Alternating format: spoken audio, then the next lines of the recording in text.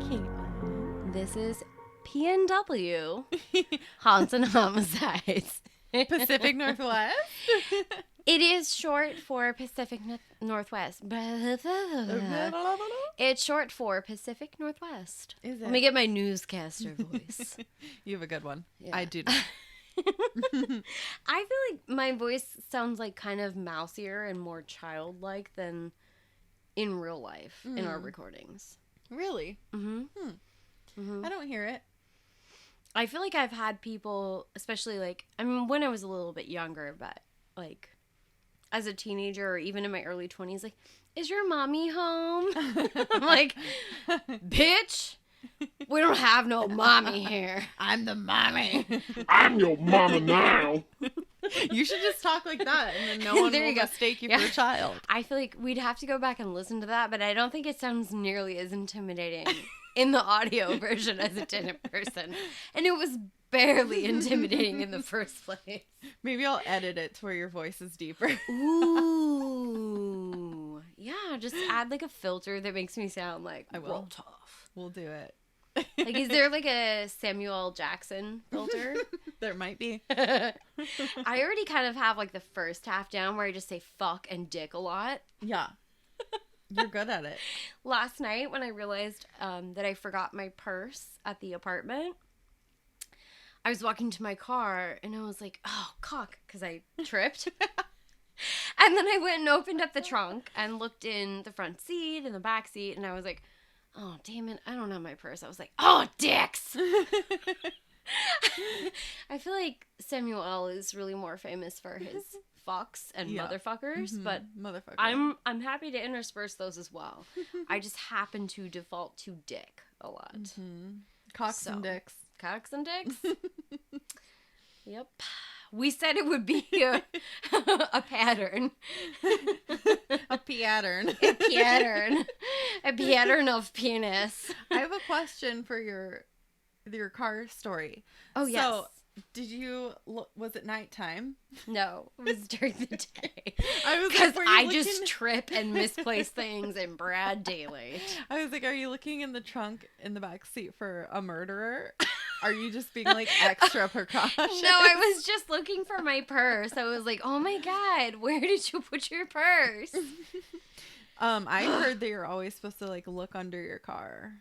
Under your car? Under in your back. I do that when I'm coming in and out of the trailer a lot. Ooh. Because it's big enough somebody could get underneath it. My car's really small. It's low to the ground. Yeah, that's true. So, You never trailer know. crimes. All right. So, do you remember what the heck it is that we're talking about this week? Should we maybe do a little recap? Yeah. You think? If this is doo-doo number 2. What'd you call it? The Doodoodler? Doodoodler. Oh, he's just a real doo-doo. But he's also a don't. Yeah. Like, He's it's a don't real know. hard pass in my book. So where we left off at when we told you about the victims of the Doodler, we told you all about our new best friend, Jay. Oh, we miss you, Jay. We never met you, but we miss you. We miss you hard. We miss you so hard. Aw. Oh. Okay, so this was something that Chris pointed out to me. In my research, I was not able to really fully ascertain, but what I guess at least, what I conjecture is they call him the Doodler and they know about the sketches because witness testimony from like people that saw this guy at the bar, they saw him doing these sketches. There is actually a sketch of the Doodler too, which is so ironic. There's a doodle of the Doodler? There's a doodle of the Doodler. What? Just doodling all day. Man. Yeah. I'll just show you. It's Yeah. pretty scary. He does not look like a nice man. Eesh. Yeah, that's something I was like, I didn't ask you about, but then once you said it, I was like, oh yeah, how did they know? How did they know? That he doodled? Psychics. No, I assume because, we talked about that a lot of people were a little bit reticent to come forward and to be, giving testimony or to be a witness, because they were afraid that might out them, or that, the police might take some sort of undue action against them. So definitely there's some risk that those people would face in coming forward. So you definitely had a lot to lose, and maybe at least on a personal level, not a lot to gain by coming forward. Yeah. So, I mean, it's shitty. Yeah. You have to be real selfless to come forward. Exactly. Yeah. I mean, and there definitely were people that came forward and that, weren't afraid to speak up. And I can't say that I blame the people that didn't, Oh, no. It's Totally. It's very much in the same vein where we have a lot of unreported or unprosecuted cases when it comes to sexual assault, because the character assassination that takes place that's pretty brutal. I mean, that's a lot to... I wouldn't want to go through any of that shit. Exactly. No, I mean, you can't... It's upsetting, and it's too bad that obviously some of these people didn't really feel like they could come forward, or didn't feel like they could face the consequences that might come along with that. But at the same time, I also kind of get it based on the times. Yeah. So quick recap. We talked about the victims. We talked really super briefly about kind of some of the background and things. We're going to get into, this is going to be our background horror episode, Ooh, really. My fave. Yeah, Cassie's favorite. So, there are a couple of things that I wanted to kind of briefly discuss in terms of more recent updates in the case, as well as some of that really good background, and a little bit more in terms of some of the details as far as the investigation end goes. The deets. I got the deets. So here's part of the shit that makes this case so frustrating.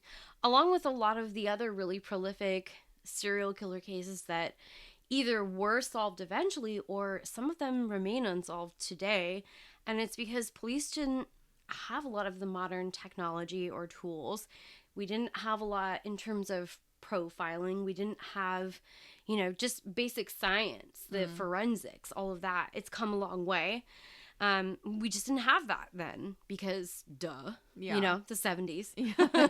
It's just not a thing. Can you imagine, like 20 years from now, like, looking back and saying all of the things that we don't have right now? Yeah.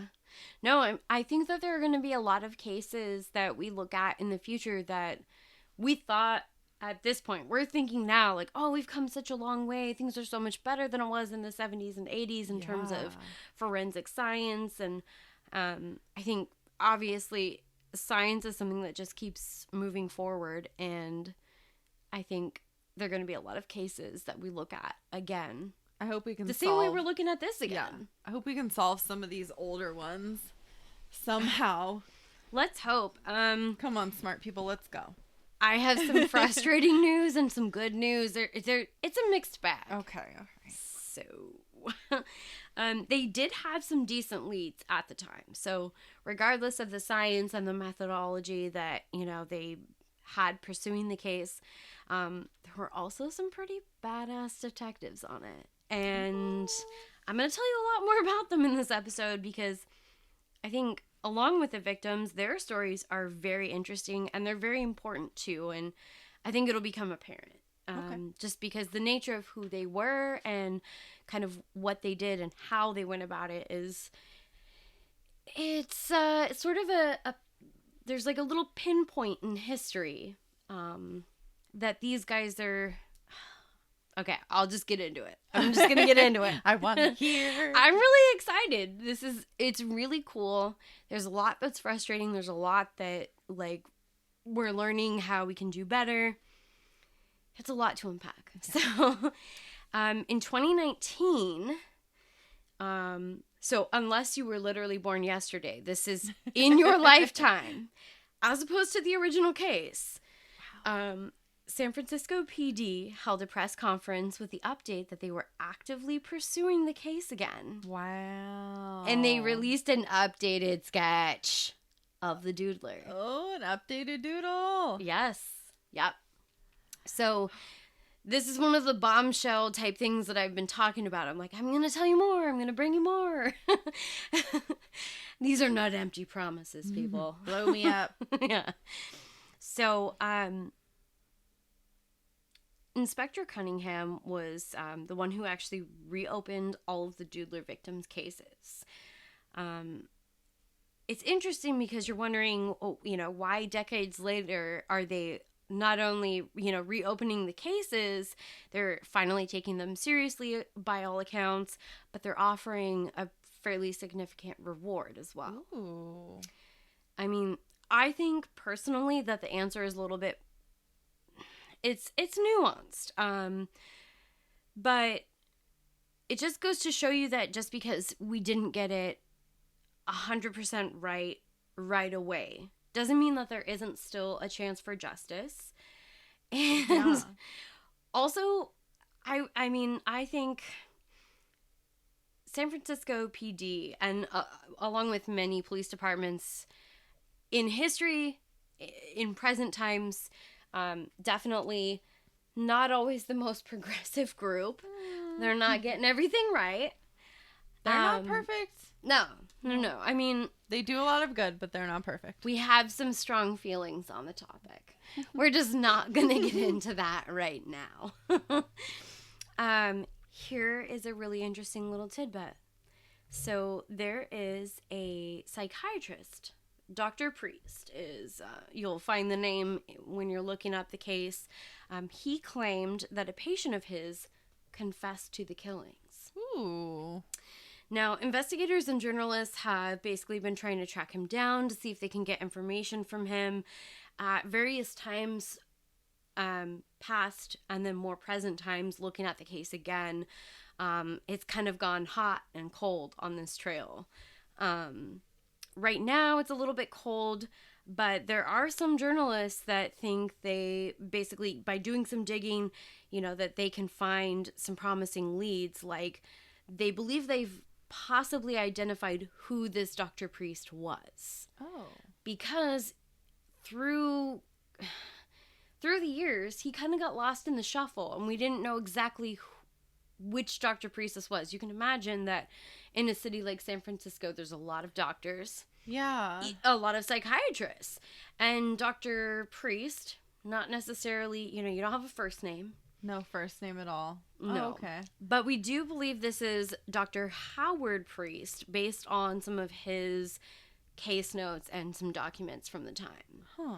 So it is believed that he is possibly, very likely, the doctor that investigators were looking for all of these years.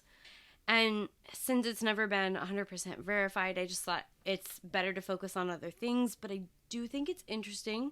Little bit of a rabbit hole. Definitely wanted to put that out there and talk about it in terms of the case so that, it's worth a mention. Because anyone that's listening that maybe would have information that can help, it's still worth throwing it out there. Even if I don't really have a lot to tell you, maybe the name Dr. Howard Priest jogs a memory for someone. Dr. Priest, are you listening right now? Dr. Priest, can you hear me? Can you hear me now? He came forward and said that one of his patients was, but then he didn't, follow through? Yes. It's a little bit kind of unclear as to why it wasn't really fully followed through, or why this kind of got lost in the shuffle a little bit. Name and I don't know why we don't have a first name for this Dr. Priest. I don't know why it seems like that kind of, I don't know if they just didn't take it seriously, which I think there's aspects of this case where, again, it's like it just didn't get taken seriously to the level of some of the other crimes that were occurring around this, this time and place. So there's also a person of interest. Now, remember, we're not calling this a suspect. This is a person of interest that current investigators have interviewed. as well as obtained his DNA to run to see if they get any hits or matches. Okay. It's important to know, like, right now, no charges have been filed at this time. The person of interest was actually interviewed by one of the original detectives in the 70s. But in a really suspicious turn of events, he did end up leaving town on a road trip of sorts. Now, reportedly, police say that this trip followed a somewhat unusual travel pattern. But there's not too much information that can be released on that yet, just nothing too specific. I think that's why it's really important to... It's important, but it's more intriguing than actually informational, basically. They're following this person specifically because it does look like there are a number of other crimes that could be similar that followed his travel pattern. Oh, shit. Yeah. So there are some newer cases that seem to match his travel pattern, this person of interest, and also seem like they're pretty close in line with the Doodler killings from back in the 70s. Now, it's a little bit difficult because you remember, like, even the 5 cases that have actually officially been linked to this same killer, the Doodler, there are, even among those 5, there are inconsistencies. You know, there's the one victim that was quite a bit older than the rest. There are some things where it's like the one victim, his underwear were taken from the scene. Just different things like that. If he was wearing underwear? Yeah. Yeah. We feel confident he was wearing underwear. We're not sure why, but that's what investigators have led us to believe. It's really interesting, but this is where we get a little bit... I don't want to say sciencey, but we get into a little bit of the kind of the inner workings of like what the investigation looks like. So using the FBI tool known as VICAP, they've been able to communicate with law enforcement in other parts of the country. VICAP, for those of you that haven't spent every waking moment recently researching this case or similar ones, stands for Violent Criminal Apprehension Program. And I fucking need access to this. Yeah. I am not kidding. I need a login. Can someone help me? So I actually, for some additional case research and just some own, like, creepy personal reading of my own, I have been reading a book by the guy who literally invented the VICAP system. Oh. He was like a critical part of its development. That's super cool. Yeah, What book so it is was really interesting. I'll have to look it up and share with you. I Okay. cannot recall what this one was called. I've been doing a ton of reading because I'm already I pre-screened for my next case. Oh my goodness. If you can believe it, I think it might be darker than this one. Oh, great. Yeah, I know. Do you want spoilers? I'm not going to tell you now, but do you want spoilers? No spoilers. No spoilers. Surprise me later. So, here's where it gets wild. Wilding out. I'm waiting. Oh my god. So they've been able to obtain 15 hits using this system. Wow. So they're in the process Is of that a looking at lot? these cases. It sounds like that's actually a pretty significant, like, development in the case. Yeah. I don't know, like, there maybe would be an average or what that typically looks like, but that sounds like a lot to me. So they're in the process of looking at these cases that appear similar that occurred in several other states. So it might be a little bit of a reach, but it may also provide a bigger pool of evidence and resources, because if they're able to find that, like, maybe some of these cases are similar and they start looking at DNA samples that have been obtained from those other cases, they start seeing maybe there's, you know, even though it's crimes that have taken place in other states, maybe they're able to identify some, common denominators. Yeah. In terms of any number of things. But maybe there are other people that they can link to multiple cases. Anything that they can do to basically generate some additional leads. I think that's pretty cool. That'd be great. Yeah. So in Louisiana in particular, there are 2 cases that look really promising. Oh. I don't have a ton of info on that, which makes me real mad.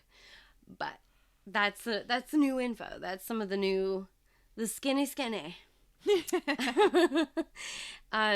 There also is another case that's believed to be linked to the Doodler that remains unconfirmed, but some of the investigators have actually reluctantly stated they believe that that's pretty likely. Wow.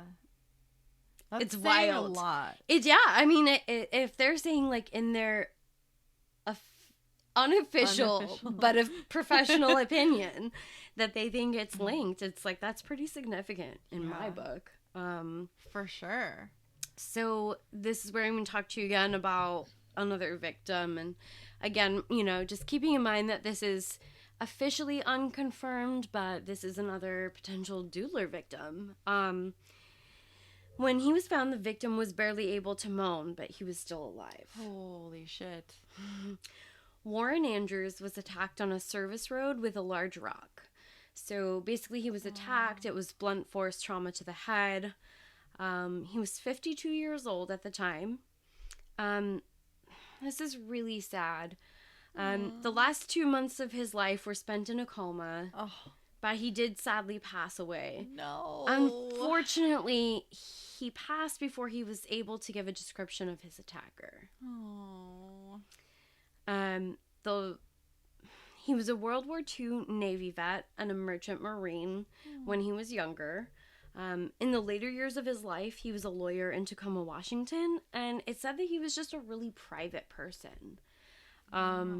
His sister that actually was interviewed believes that he was living possibly as a closeted gay man, so that's something that they wouldn't have necessarily linked this to the Doodler, but knowing now from, talking to his sister that, it was possible that he was a gay man, and he was found in a circumstance where, it's an isolated place kind of out in nature. That tends to be one of those areas that gets associated as a cruising spot. Yeah. So it's very possible that this was another case that we can connect to the Doodler. But no stabbing, right? It was just a rock. It does, yeah. So again, it's one of those cases where it's a little bit inconsistent with some of the other victims. So that's another reason why maybe early on it wasn't really connected to him. It wasn't really seen as being, the same killer. Again, the other thing that can make it really difficult is when somebody is traveling. They're in a different geographic area. You're looking at, different jurisdictions that are maybe not necessarily directly communicating because they don't know that they need to. Yeah, exactly. They are not aware of a pattern at this point. So investigators are hopeful that evidence from the crime scene in his murder will reveal DNA that can help crack the case. Ooh. So there's a handkerchief it's very possible if it can be found. Yeah. Yeah. Okay. That's exactly what I thought your face might do there. Yeah. So just to be clear, if this handkerchief can be found, it's possible that it may reveal the DNA of his killer. The DNA profile could be forever lost to us. Yes, again, I literally just said if it can be found. Yeah, find it. So what we're dealing with here is it's records that have been moved, archived. They're not digitized. Investigators are hopeful. They speak in terms of when this evidence is found rather than if. They do feel that it may help solve Warren's case, even if it doesn't necessarily bring them closer to getting the Doodler. Although they do suspect that it would. They do suspect that they're linked, and they do think that it could be the thing that breaks the case on Doodler. So where's the handkerchief? Is it something that they lost? We literally don't know. Was it lost evidence? It's currently unlocatable evidence is how I would categorize that. Where did you put it? I mean, again, you're looking at like a decades old crime. This is before the era of widely used computers. It's, again, it's been moved, it's been archived, it's not part of a digitized system. It's kind of floating, hopefully, so in an crazy evidence to me. locker / storage facility. Is anyone who's looking for this? They do have actually a couple of investigators. There's a journalist that's pretty invested in tracking down this particular piece of evidence because it really could be the thing that breaks the case. Yeah. And if nothing else, it's like, maybe we can at least solve Warren's case, give his sister some closure. Yeah. It's Something. awful. The last couple of months of his life were just, it's just lost time for him and his family. It's really tragic. That's so sad. So I'm going to bring you back up now. Okay. Are you ready? Yeah. You feeling it? I'm Do you need a feeling little it. sip of wine? Yes. Okay. So here's when we get to the badass detectives. Okay. So, round next. Yep. Cassie just looked at me like I got no idea what that means. That's okay. That's good. I figured that would happen. Okay, so this is the nickname that SFPD had for unsolvable cases. Not sure where that comes from. Interesting. I just know that's what they call it. So there are two inspectors that have become famous for solving these types of difficult cases. 'Cause they're pretty badass. So Rhea Guilford and Earl Sanders. Woo. Remember those fucking names. They were the only black detectives back in 1974. Oh, shit. Yeah. Nice. They were well known by a lot of local small-time criminals because they never busted someone unless they were directly involved in a homicide. It helped them. They built trust, and then from that foundation, a reputation for solving cases that white cops couldn't seem to crack. Wonder why. So these guys, they were really awesome.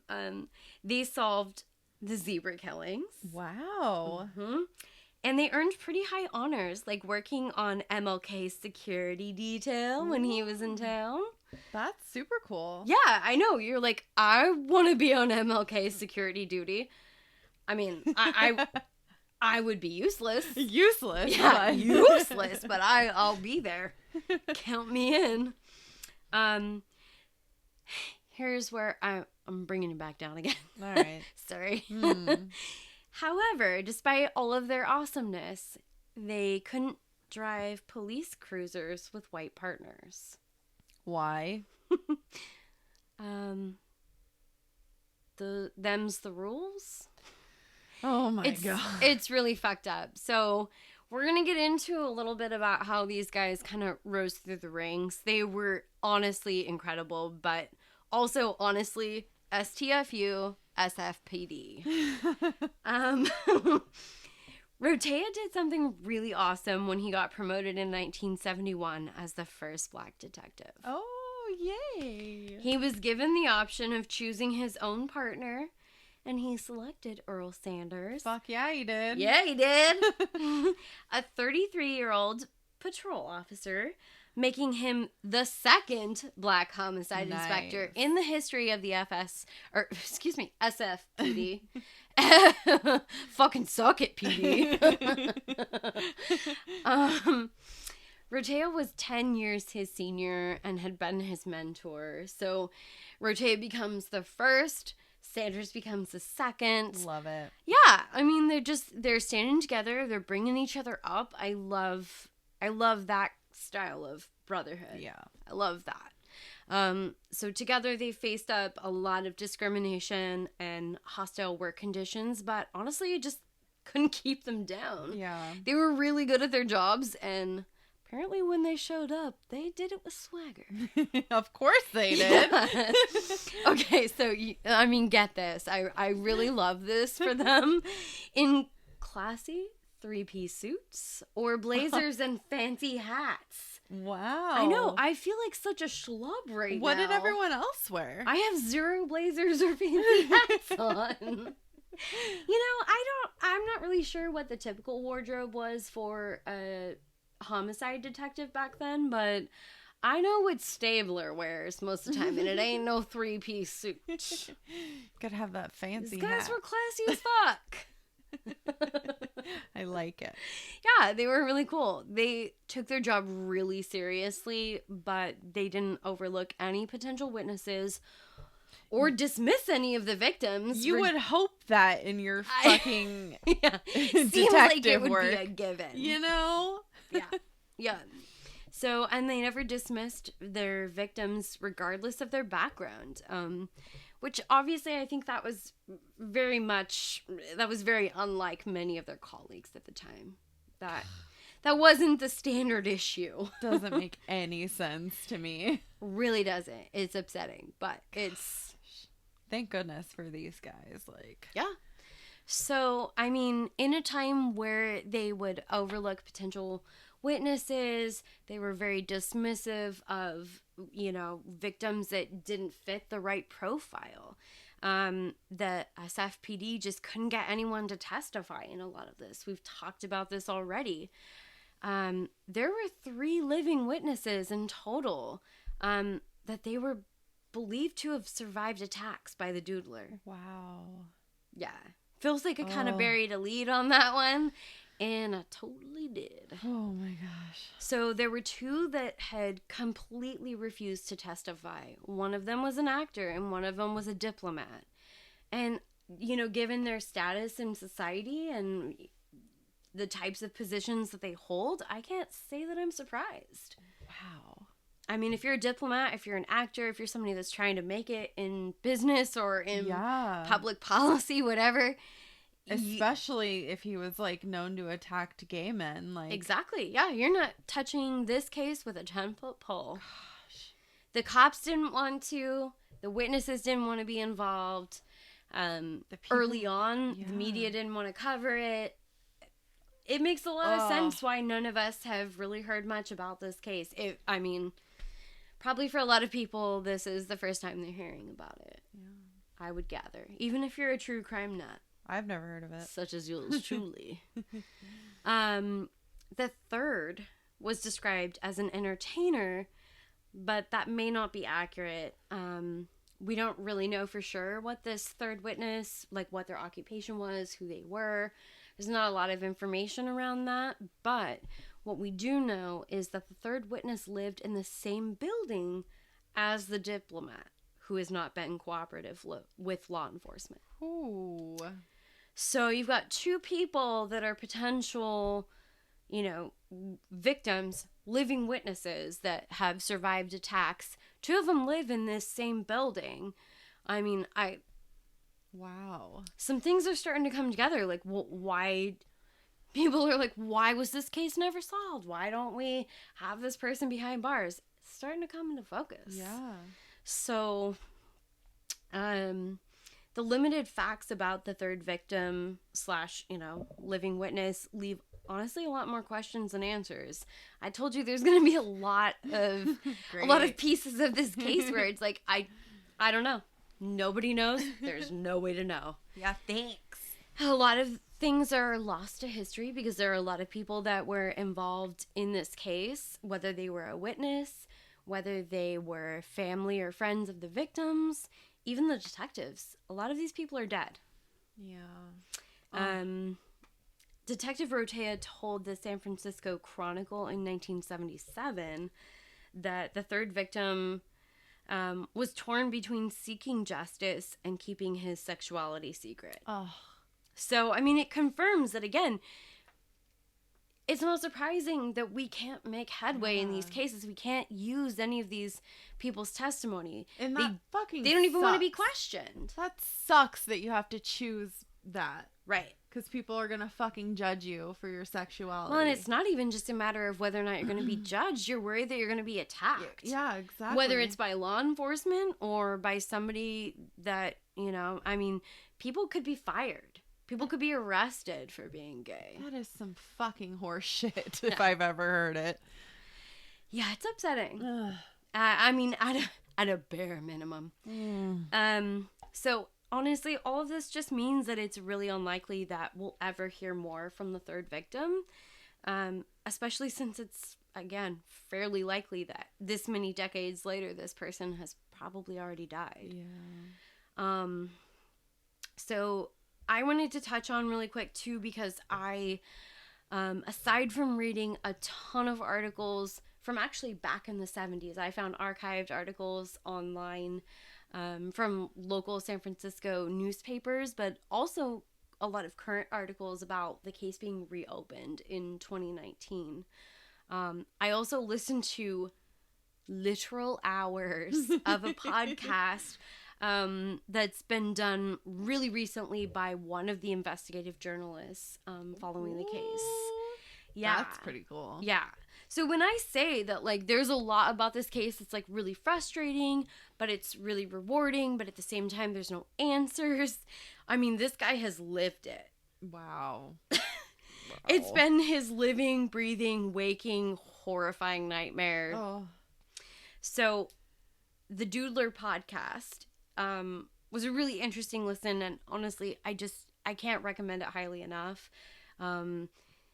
There are some slower stretches because, you know, they're really trying to dig in and make sense of some of the pieces that don't seem to fit together. Yeah. It's just, there's a lot of nonsense that's happening. I want to listen to it now. Yeah, it's really cool. There's a lot of background and history that, like, I honestly just couldn't even find places to fit it in, and I've had to abbreviate a lot, especially since I'm pulling from other sources. The journalist that hosted the pod is named Kevin Fagan, and he worked the case full time for a really significant amount of time. He interviewed victims' family members, law enforcement that had been working on the case both then and now, a private investigator, other journalists that were familiar with the case. Honestly, you name it, and he fucking talked to him. Probably twice. So his long distance bills to get in touch with surviving family members must have been horrific. Yeah, because they were all, like, out of the country, right? There's quite a few people, like the victim surviving family members are, like, in Germany or, yeah, so... And honestly, you got to remember that he's been doing almost all of this research through quarantine and COVID times. Oh, shit. Wow. So it makes it that much harder. And I've been saying this since 2020 started. 2020 is the longest decade ever. Fucking it. Well, it was. It literally feels like a year that was a decade. I can't. I'm not even gonna lie, it still feels like 2020. Like, I feel like 2021 is just like an extension of 2020. The fucking terrible ass sequel. Oh my god. Doo-doo number 2. Yeah, exactly. So, I mean, it's been even more of an investigative challenge than I think he probably thought it would be when he set out. And by no means would anyone think this is going to be an easy thing to do or look into, but... He's a trooper, man. Yeah. So really incredible, and because I spent so much time listening to content that he put together, I really just wanted to kind of put that out there, and I think that it's worth a listen because he went way more in depth than we would ever even try to. So I think that for listeners, it's a really good resource if you want to get lost. We're all binging a lot of things right now. Binge it. Yeah. We'll link it. Yeah. So it's good stuff. And honestly, I know that at least on 2 of the platforms that I use for music and podcasts that I was able to find it. So you can probably listen to it for free or for real cheap almost anywhere. So that's kind of what I have in terms of the case now. I do have a couple of things kind of I guess I just want to sort of share a small portion of some of my own thoughts. Okay. So did you solve the case? Yeah. That's what I want to know. Yeah, you're like, okay, so let's end the episode with your, with you arresting the Doodler. Who done it? The Doodoodler. So, I mean, after learning so much about the cases, the victims, and I mean, honestly, those 2 detectives, the investigators, they were incredible. Basically living... breathing the Doodler and literally blowing my own mind repeatedly. I just feel like it's important to reflect on that these would be classified as hate crimes today. Yeah, for sure. Because the killer specifically targeted victims in the queer community. I feel like we've made some progress as a society in a lot of ways. Have we? Yeah, yes. Yes. I'm gonna say yes in a lot of ways, but sharing stories like this is part of how we get the rest of the way there. This is just a small fraction of what we need to be doing as a community, as a society, as individuals to try to bring about positive change in our world that allows everyone to live happy and healthy and be exactly who they want to be. Yeah. So, I mean, at least in the format of this podcast, this is us trying to do our part to share stories that maybe you haven't heard and do something that entertains you, but also hopefully does even a small modicum of good in the world. We're trying. Yeah, we're trying. I mean, there's a lot of ways that we can do more in our communities, and there are many outlets to get the good work done. So we're going to share, I think I said already in episode 1 as well, we're going to share some of the tip line info. So you can report anything that maybe you know or someone that you know knows. Yeah. Anything is helpful at this point. You know, again, I'd love to see this person put behind bars, but it wouldn't break my heart if we were just able to give families closure, even if this person is long gone. Good riddance. Yeah. Either way, let's do this. I just, you know, hopefully people can report anything that they know that's relevant to the case. That'd be great. Also, I'm just going to end it on this note. There's no statute of limitations on crimes like murder, so TikTok, motherfucker. That's perfect. Thanks for listening. Have a creepy ass day. Yay! A little bit Alexis.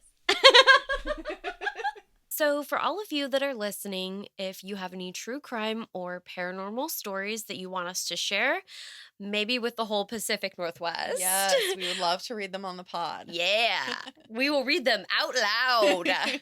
Email us at PNW haunts and homicides @gmail.com.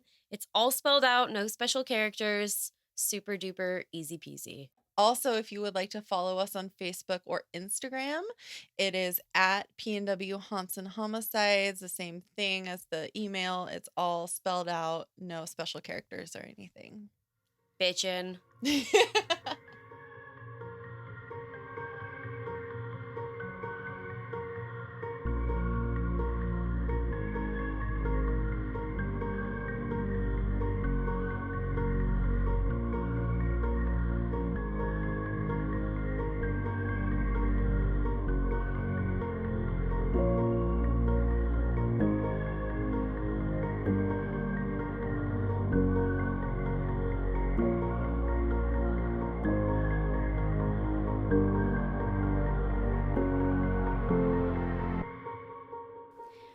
There's no statute of limitations on crimes like murder, so TikTok, motherfucker. I have to do that again. God damn it!